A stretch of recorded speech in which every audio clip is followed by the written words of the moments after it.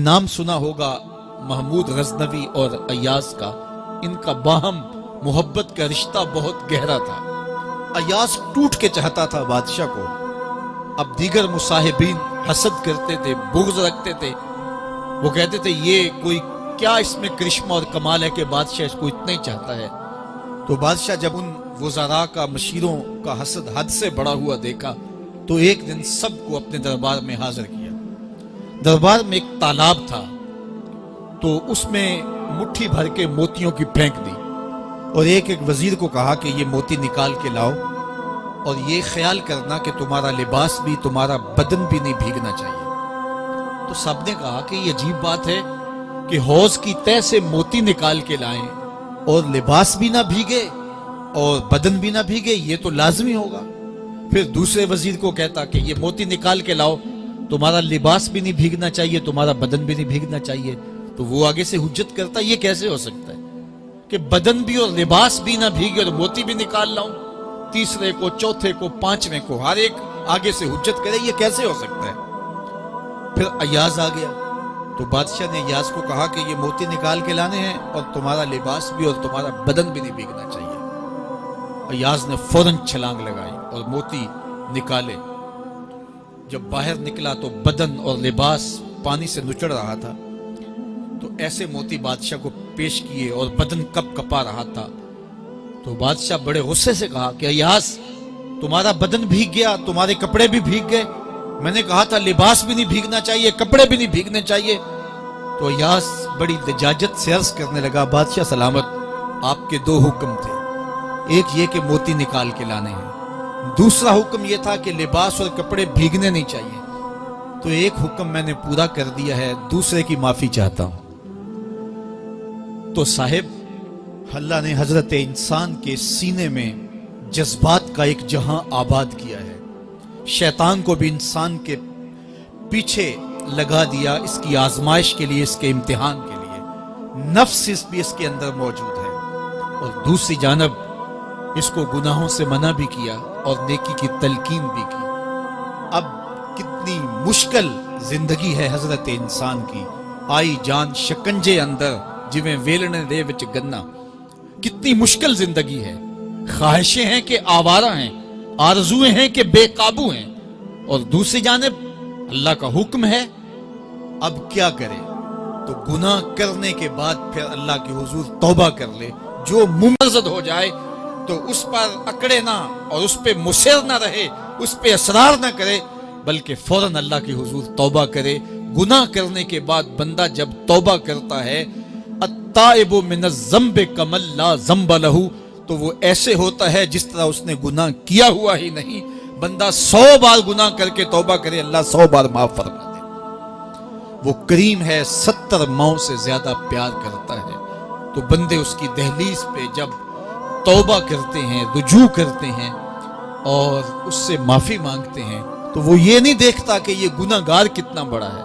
وہ یہ دیکھتا ہے کہ یہ میری دہلیز پہ آیا ہے اور اس کے ما قبل کے سارے گناہ معاف بھی کرتا ہے، بلکہ گناہوں کو بدل کے نیکیوں میں بھی تبدیل کر دیتا ہے. آئیے اب قرآن مجید میں ان لوگوں کی کہانی بھی پڑھیے جو اپنی زندگی کو اپنے مالک کے نام لگا چکے ہیں، اور ان سے اگر کوئی معاملہ سرزد ہو جاتا ہے تو وہ کس قدر اللہ سے ڈرتے ہیں.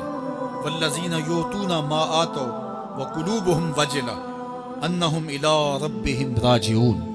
فرمایا کہ وہ لوگ جب ان سے کوئی خطا سرزد ہو جاتی ہے، کوئی گناہ ہو جاتا ہے، تو ان کے دل لرز جاتے ہیں، خوف خدا سے وہ کانپنے لگ جاتے ہیں. انہم الی ربہم راجعون، تو وہ اپنے رب کی طرف رجوع کرنے والے ہوتے ہیں. اگر ان سے کبھی کوئی گناہ سرزد ہو جائے، ان سے کوئی غلطی سرزد ہو جائے، تو پھر اس پہ ضد نہیں کرتے، اس پر مصر نہیں ہو جاتے، اس پر حجتیں اور دلیلیں نہیں لاتے، بلکہ وہ کیا کرتے ہیں؟ فوراً اللہ کے حضور رجوع کرتے ہیں اور معافی مانگتے ہیں. اور اللہ کو یہ بہت پسند ہے کہ کوئی مجھ سے معافی مانگے اور اللہ انہیں معاف کر دیتا ہے. اللہ اکبر.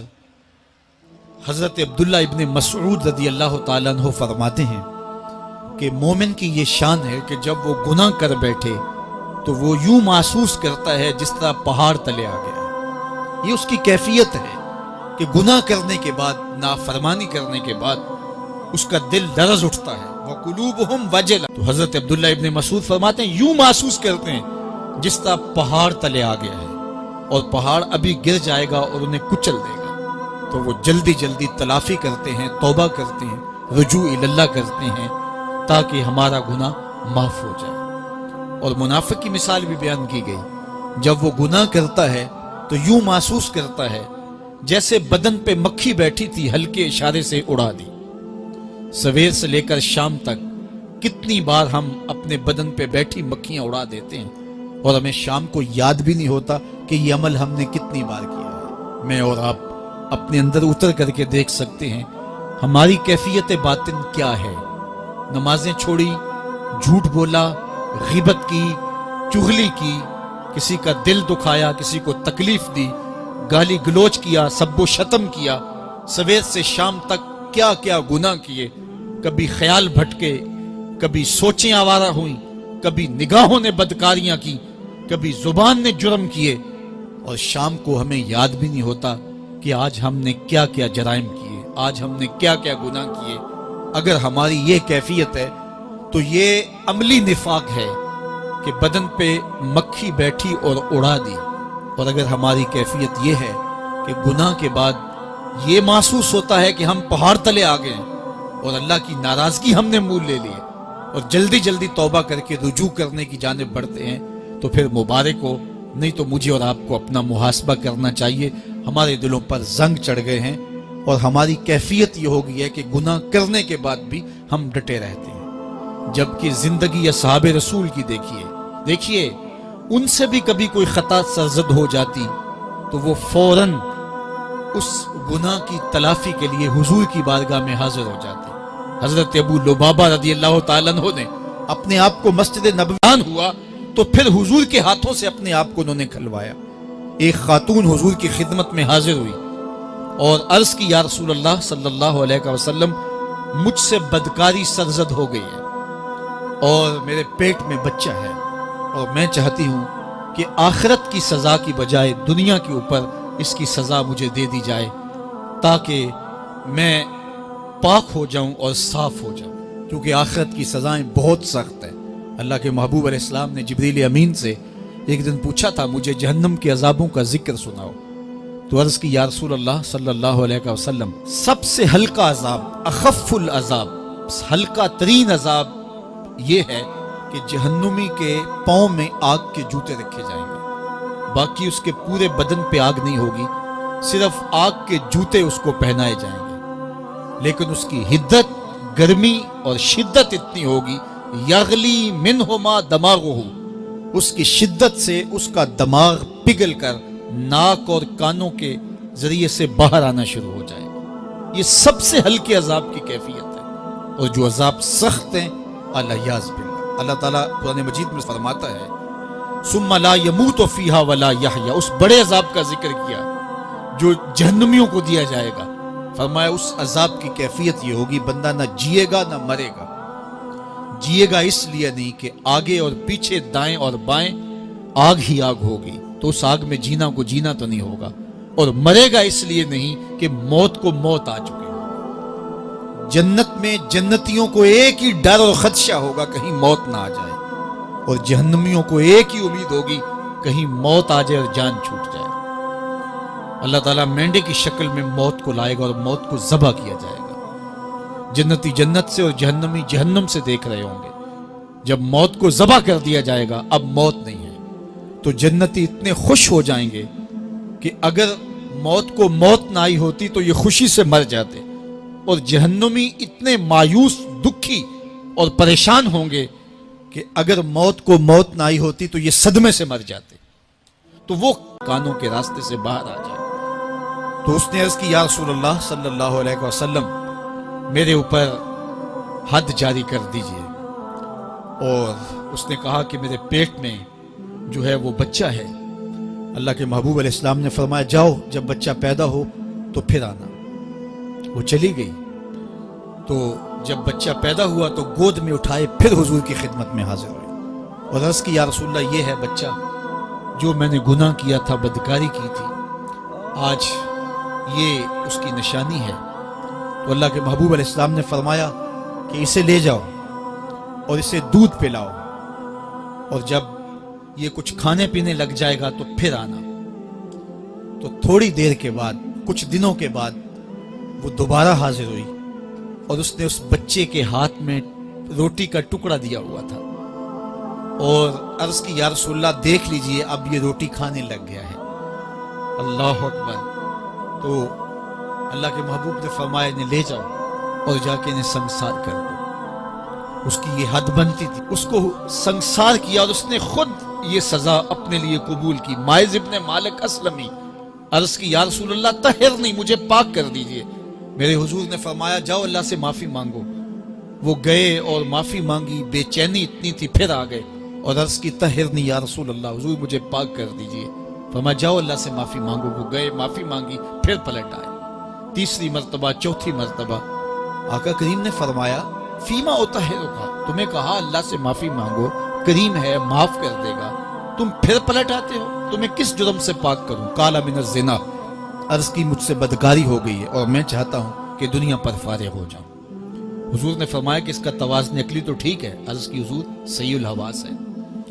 کہا کہ یہ نشے میں تو نہیں کہہ رہا، کسی نے اٹھ کے منہ سونگا، کہا حضور ایسی بات بھی نہیں ہے۔ فرمایا تم سوچ لو کیا کہہ رہے ہو؟ کہا حضور جو میں کہہ رہا ہوں وہ سچ کہہ رہا ہوں، مجھ سے گناہ سرزد ہو گیا اور میں چاہتا ہوں کہ دنیا پر ہی فارغ ہو جاؤں۔ اللہ کے محبوب علیہ السلام نے فرمایا کہ انہیں سنگسار کر دو۔ ماعز ابن مالک اسلمی کو سنگسار کر دیا گیا۔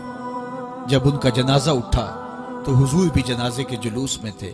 کسی کی زبان سے نکلا لو ماعز نے گناہ کیا تھا، بس یہ بات سننے کی دیر تھی، اللہ کے محبوب کے چہرے پہ جلال آ گیا۔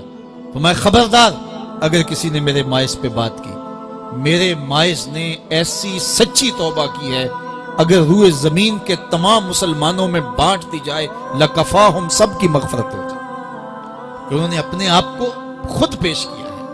اب ماعز ابن مالک کا جنازہ اللہ کے رسول نے خود پڑھایا، بلکہ مسلم کتاب الحدود میں ہے کہ ان کے جنازے کے دوسرے دن یا تیسرے دن حضور ان کے ہاں تشریف لے گئے، اور جب آقا گئے وہم جلوسن، تو لوگ وہاں بیٹھے ہوئے تھے۔ تو یقین کیجئے کہ یہ وہ لوگ تھے کہ جن سے کبھی کوئی گناہ سرزد ہو جاتا تو وہ جلد توبہ کرتے، اور اس کی بڑی سے بڑی حد اور سزا بھی ہوتی تو وہ بھی کاٹنے کے لیے تیار ہو جاتے۔ میں اور آپ دیکھیں کہ ہماری زندگی میں اگر گناہ ہیں اور ہمیں سچی توبہ کی توفیق بھی نصیب نہیں ہے تو پھر ہم سوچ لیں کہ ہم کہاں کھڑے ہیں۔ دیکھیے اللہ دلوں کے بھید جانتا ہے۔ سچی توبہ یہ ہے کہ جو کیے پر ندامت ہو اور آئندہ نہ کرنے کا عزم مصمم ہو، پکا ارادہ ہو کہ یہ گناہ زندگی میں دوبارہ نہیں کروں گا۔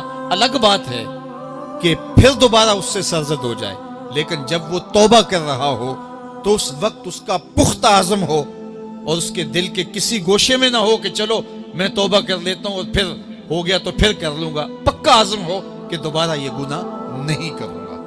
اور اگر زبان سے توبہ توبہ کر رہا ہو اور دل میں ہو کہ ٹھیک ہے یہ تو صبح بھی مجھ سے عمل بد سرزد ہونا ہے، تو اللہ تعالیٰ سے یہ مذاق کرنے والی بات ہے، اور اللہ تعالیٰ سے جو مذاق کرتا ہے وہ کہاں کھڑا ہے وہ خود سوچ لے۔